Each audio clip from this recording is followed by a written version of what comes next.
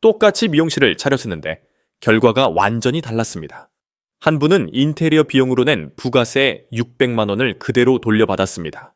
다른 한 분은 단 한 푼도 못 받았습니다.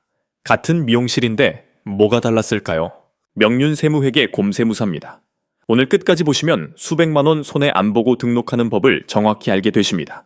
특히 마지막에 알려드리는 게 핵심입니다. 오늘 세 가지를 말씀드리겠습니다. 첫째, 간이과세자와 일반 과세자의 진짜 차이. 둘째, 간이가 오히려 독이 되는 경우. 셋째, 올해 7월부터 바뀌는 지역 기준입니다. 저는 정육점이나 음식점 같은 자영업 세무를 전문으로 다루고 있습니다. 그 외에도 세무사회 무료 상담에서 사장님들을 정말 많이 만나 뵙고 있는데요. 거기서 가장 많이 받는 질문이 바로 이겁니다. 간이로 할까요? 일반으로 할까요? 사업자 등록은 평생 한두 번 하는 일이라 헷갈리시는 게 당연합니다. 그래서 오늘 확실하게 알려드리겠습니다. 먼저 두 분 이야기를 비교해서 들려드리겠습니다. 제가 세무사회 무료 상담에서 만난 분인데요.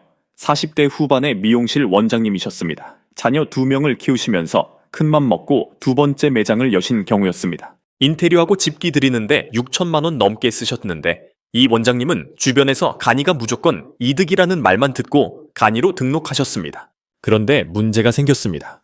인테리어 비용에 붙은 부가세 600만 원, 이걸 돌려받지 못하게 된 겁니다.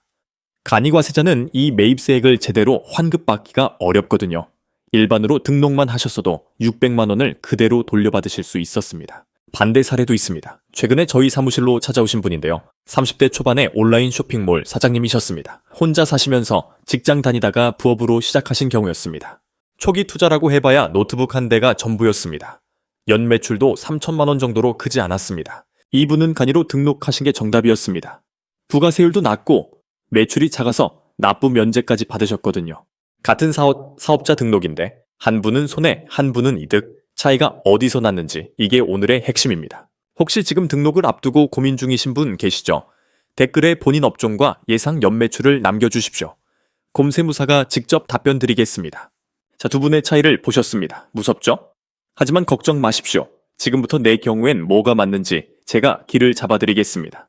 왜 이런 차이가 생기는지 설명드리자면 간이과세자와 일반 과세자는 크게 4가지가 다릅니다. 첫 번째는 부가세율입니다.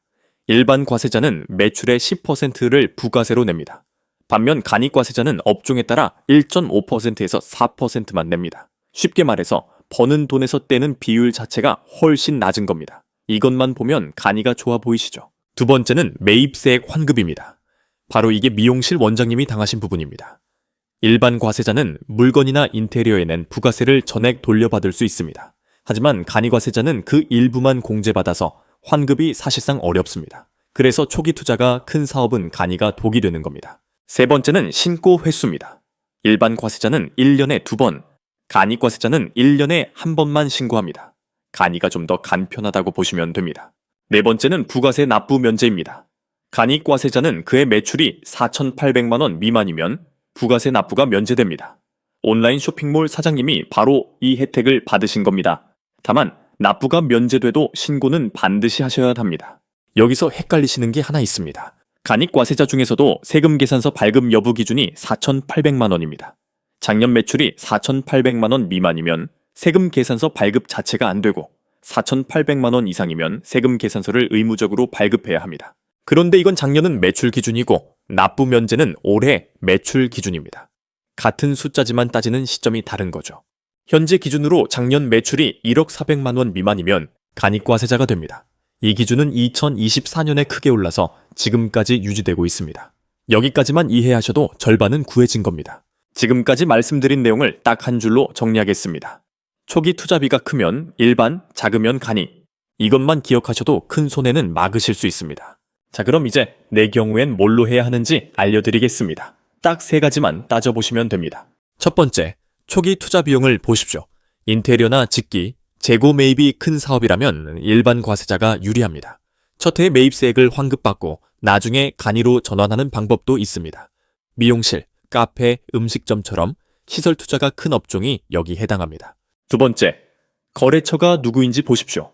주로 회사나 사업자를 상대로 거래하신다면 세금 계산서가 꼭 필요합니다. 이런 경우엔 일반 과세자가 맞습니다. 반대로 일반 소비자를 상대하는 동네 가게라면 간이가 잘 맞습니다. 세 번째, 이게 올해 핵심입니다. 내 사업장이 어디에 있는지 꼭 확인하셔야 합니다. 2026년 7월 1일부터 국세청이 간이과세 배제 지역 기준을 대대적으로 손봤습니다. 무려 26년 만에 재정비라고 합니다.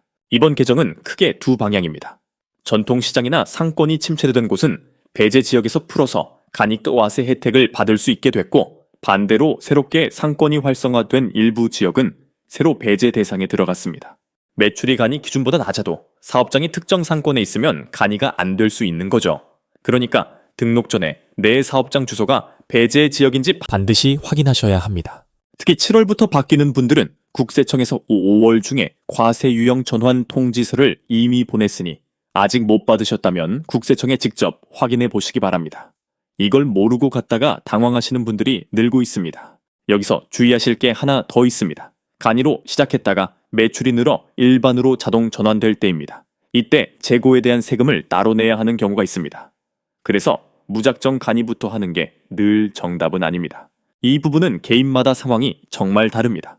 혼자 판단하시면 위험할 수 있으니 전문가와 꼭 상담하고 진행하시길 권합니다. 제가 세무사회 무료 상담을 하면서 확신하게 된 게 있습니다.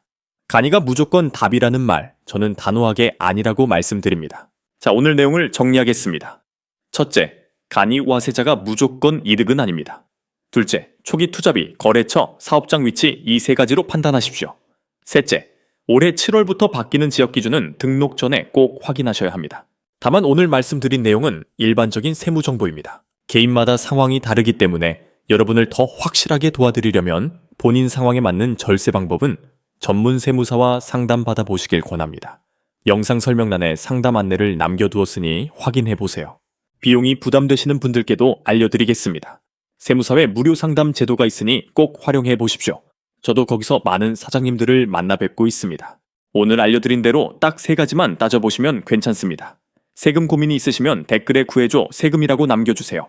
곰세무사가 직접 답변 드리겠습니다. 오늘도 구해줘 세금과 함께 해주셔서 감사합니다. 세금 고민 혼자 끙끙 앓지 마시고 곰세무사한테 맡겨주세요.